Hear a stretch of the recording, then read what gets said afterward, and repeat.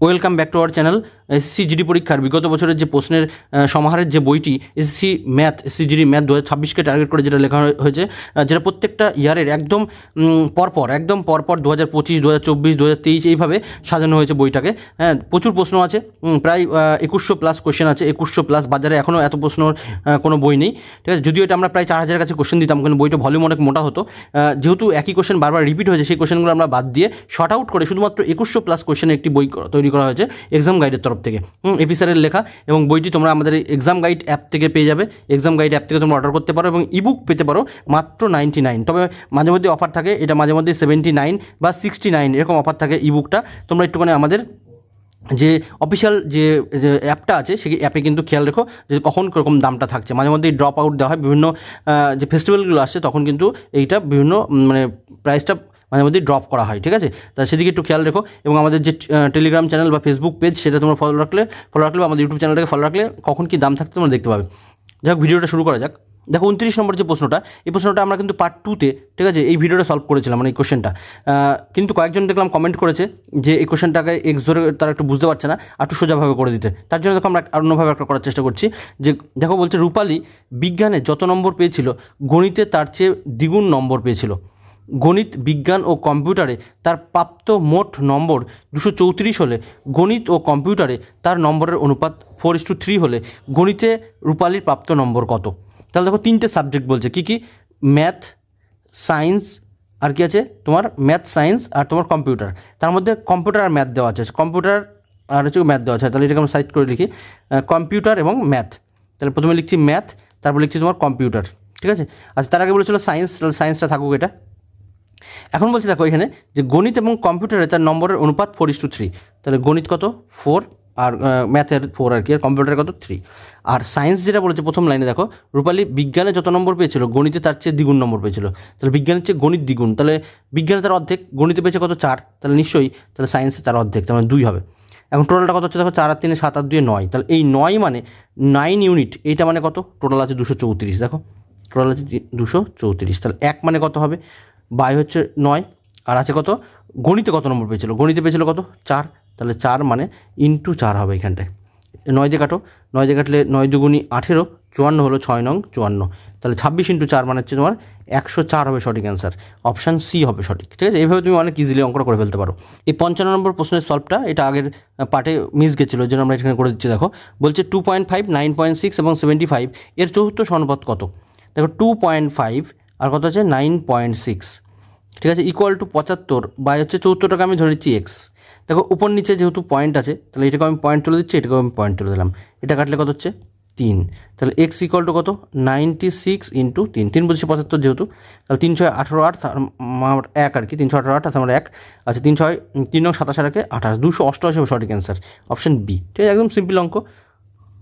এর আগের ভিডিওতে আমরা 60 পর্যন্ত সলভ করেছিলাম, আজ 61 থেকে সলভ করছি। দেখো 17, 87 এবং 119 এর চতুর্থ সমানুপাত কত? দেখো 17, 87 বাই 87, এটা প্রথম, এটা দ্বিতীয়, তৃতীয়টা কত আছে? 119, আর চতুর্থটাকে ধরে নিচ্ছি আমি এক্স। এখন 17 দিয়ে যদি ধরো 119 কাটি, তাহলে কত কাটছে? দেখো 7 17 119, তাহলে 7। তাহলে এক্স ইকুয়াল টু কত হবে? কোনাকুনি গুণ করে দাও, 7 × 87। তাহলে 7 দিয়ে গুণ করলে কত হচ্ছে? দেখো 7 7 49, 9 হাতে 4 থাকলো, 7 8 56 আর 4, তাহলে 60। তাহলে এক্সের মান কত হলো?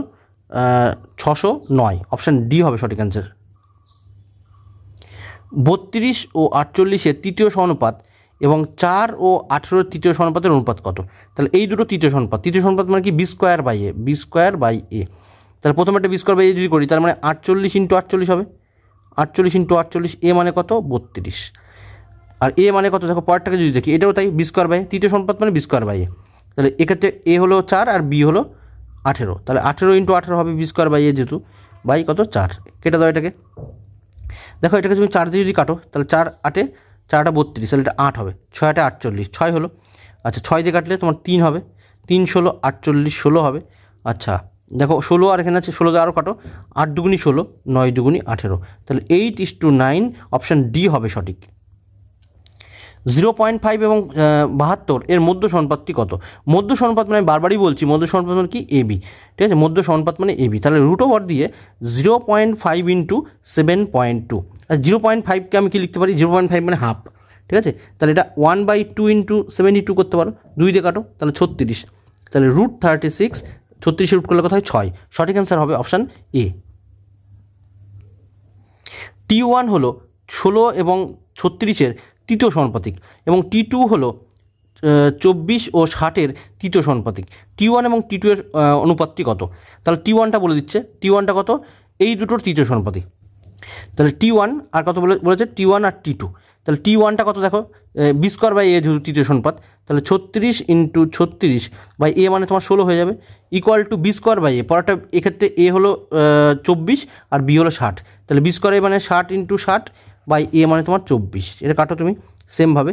আচ্ছা কাটলে দেখো কত হচ্ছে, 16 দিয়ে যদি কাটি তাহলে 8 দিয়ে কাটছি, 8 দুগুণে 16, 3 8 24, 3 দিয়ে কাটো 3 20 60। আচ্ছা 4 দিয়ে যদি কাটি 4 15 60, 4 9 36, 2 দিয়ে কাটলে এখানে আসবে 18, ঠিক আছে, এটা 18 আসলো। 3 দিয়ে কাটো 3 6 18, 3 দিয়ে কাটলে 3 5 15, আর 6 দিয়ে কাটলে তোমার এখানে 3 আসবে, এটা আসবে 10। আচ্ছা আর কিছু কাটছে না, 3 9 27 গুণ করে দাও, 3 9 27 আর 5 ইন্টু 10, 5 10 50, তাহলে 27 ইন্টু 50, অপশান বি হবে সঠিক।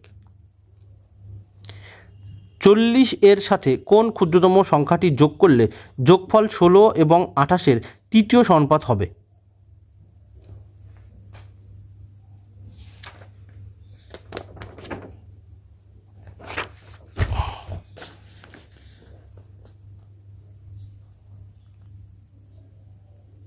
তাহলে 40-এর সাথে যোগ করতে বলেছে, আমরা কোনো 40-এর সাথে এক্স যোগ করছি, এক্স যোগ করলে কী বলেছে, যোগ করলে যোগফল হচ্ছে 16 এবং 28-এর তৃতীয় সমানুপাত।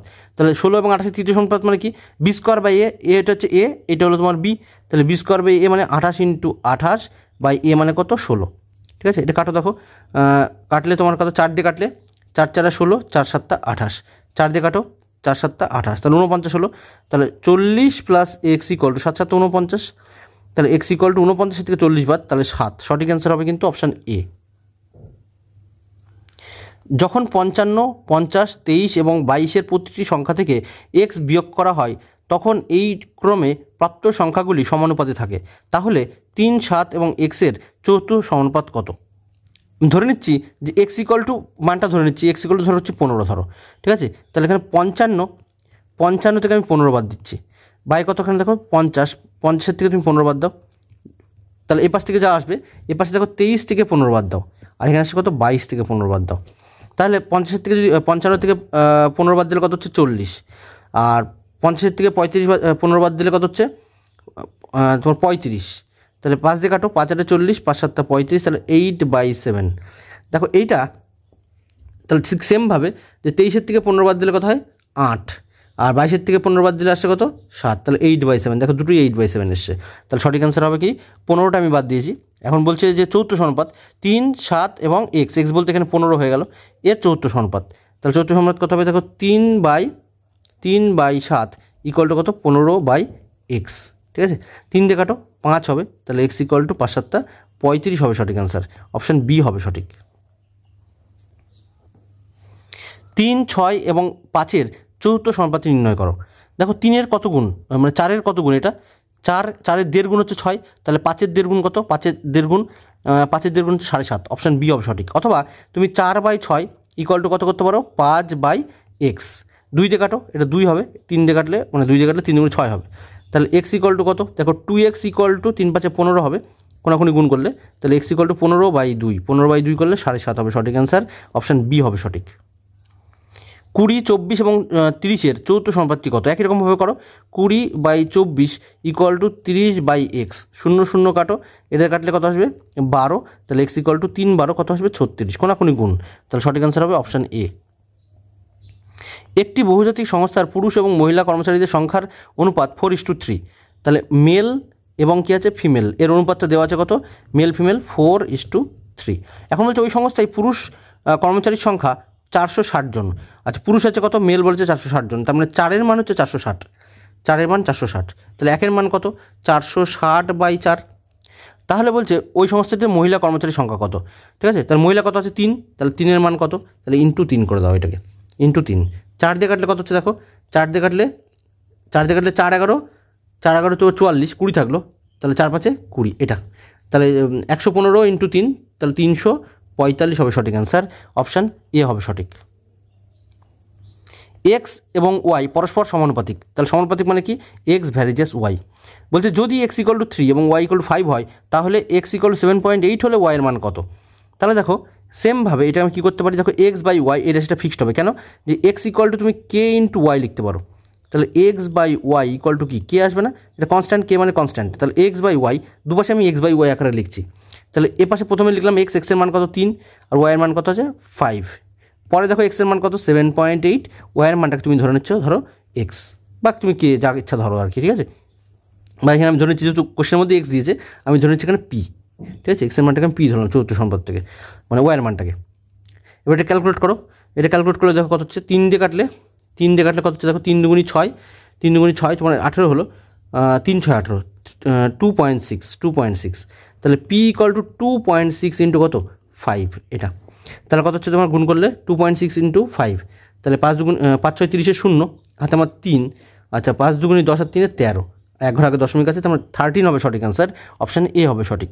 এই ছিল আজকে সংক্ষিপ্ত একটা ভিডিও, হ্যাঁ সময়ের অভাবে আমরা টোটাল ভিডিওটা দিতে পারছি না, কিন্তু খুব দ্রুত আমরা সমাধান করার চেষ্টা করছি। Thank you, by.